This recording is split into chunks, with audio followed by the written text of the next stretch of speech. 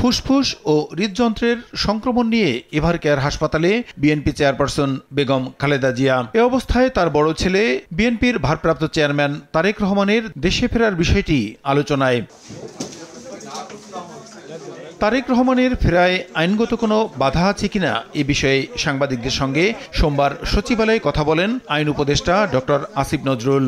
বলেন, তার ফেরার ব্যাপারে সর্বোচ্চ সহযোগিতা ও নিরাপত্তার ব্যবস্থা করবে সরকার।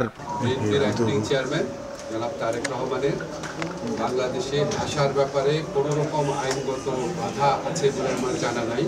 যদি কোনো বাধা থেকেও থাকে এটা অবশ্যই আমরা জানলে ওনাকে সর্বোচ্চ সহযোগিতা করব। ওনার নিরাপত্তার ব্যাপারে আমরা সর্বোচ্চ সহযোগিতা করব।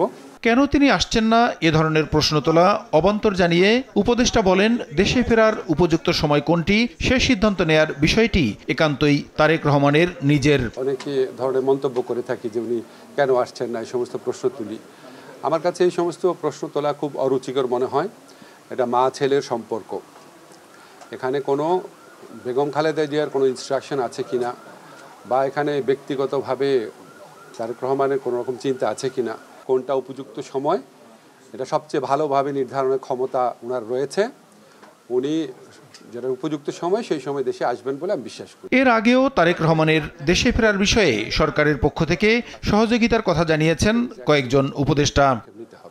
প্রসূন আশিস, সময় সংবাদ, ঢাকা।